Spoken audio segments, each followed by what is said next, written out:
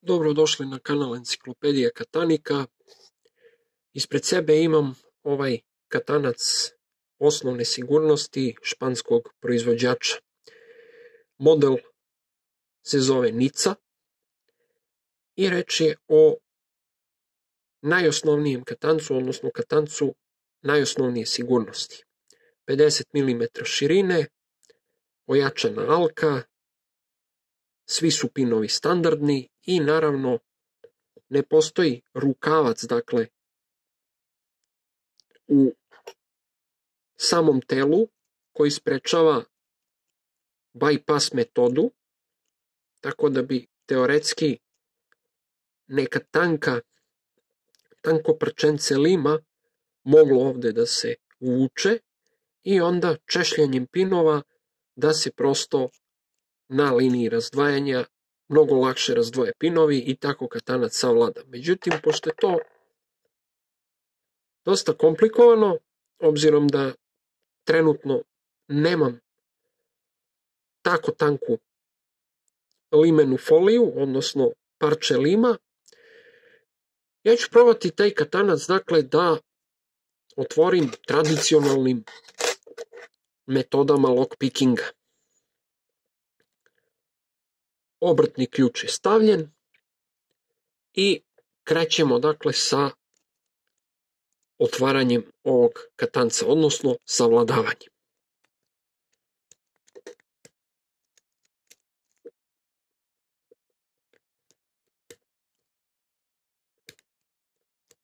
Idemo da fokusiramo ovde šta se tačno dešava.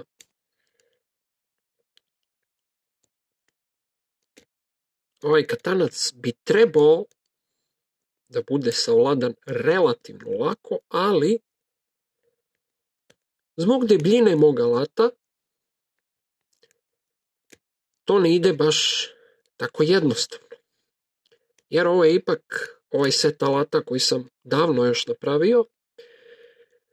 To je set alata koji svakako može savladati katanac, ali koji se nikako ne može koristiti u nekom ozbiljnijem lock sportu, odnosno učestalijem lockpickingu.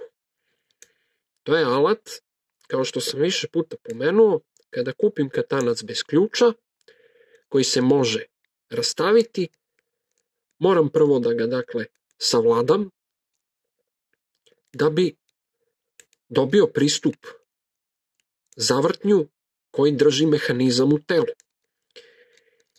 I tako sam ja suštinski ušao u lockpicking. Obzirom da sam kolekcionar, lockpicking mi nije nešto bio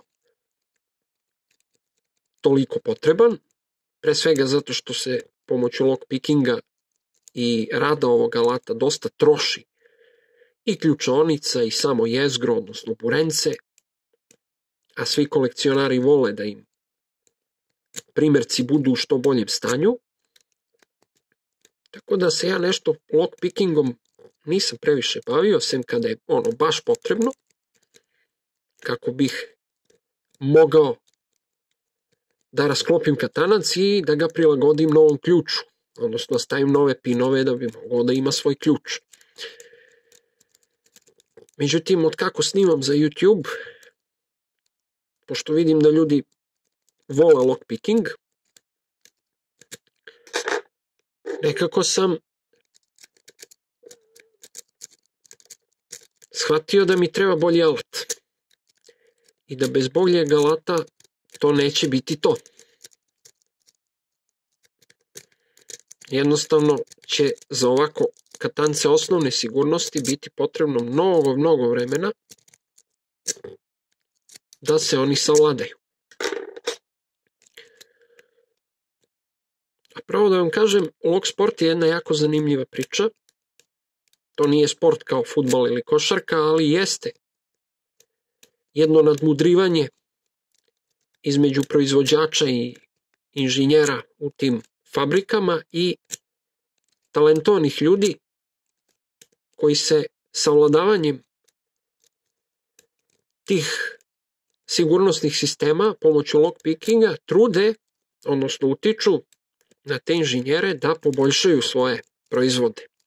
i otklone mane. Tako da, zahvaljujući lockpickingu i lock sportu,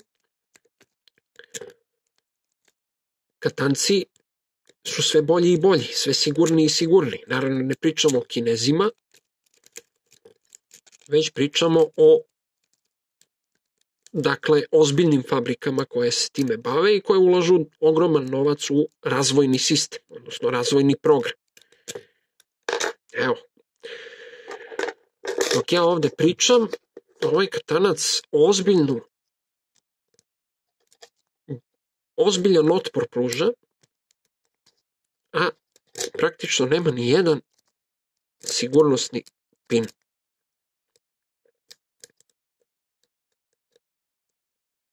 Zato vam mogu reći da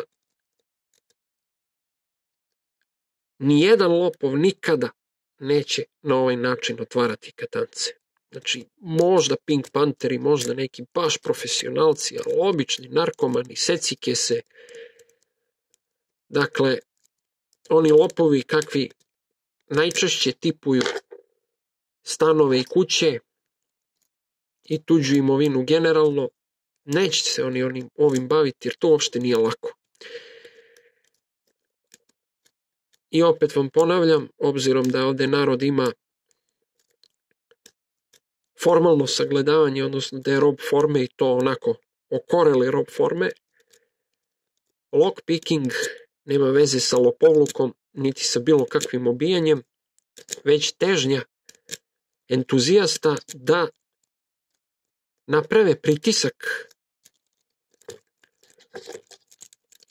proizvođačima širom sveta kako bi oni poboljšali svoje sigurnosne sisteme, odnosno mehanizme, načinili ih bolji. Neki to rade, neke baš briga, ali u svakom slučaju da nije lockpickinga, verovatno evolucija sigurnosnih sistema ne bi išla ovako brzo, praktično uopšte ne bi išla.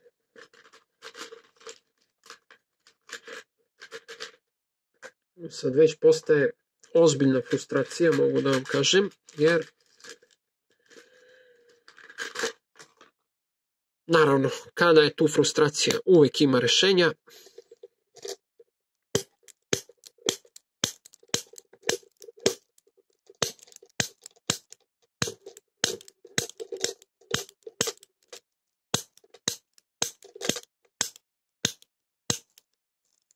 Ovaj se katanac baš uskopistrio nešto.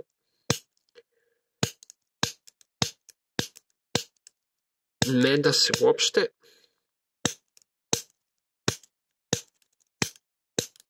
Da smanjimo pritisak.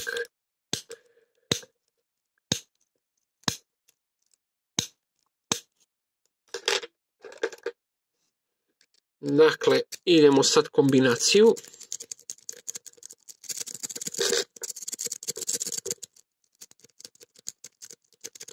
Vrlo lagani pritisak na burence i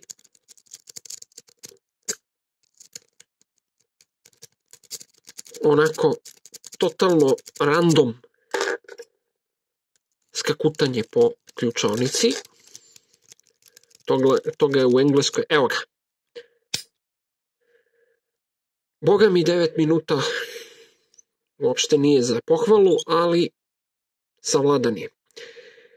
Prosto svakom katancu morate tražiti slabu tačku, a neka tehnika u lockpickingu mu je uvek slaba tačka. Dakle, imamo savladan katanac, katanac osnovne sigurnosti, ali opet nikako katanac za podcenjivanje. Za te novce za koje je kupljen, potpuno ih je opravdao, odnosno svoju cenu je opravdao. To je to za ovaj video.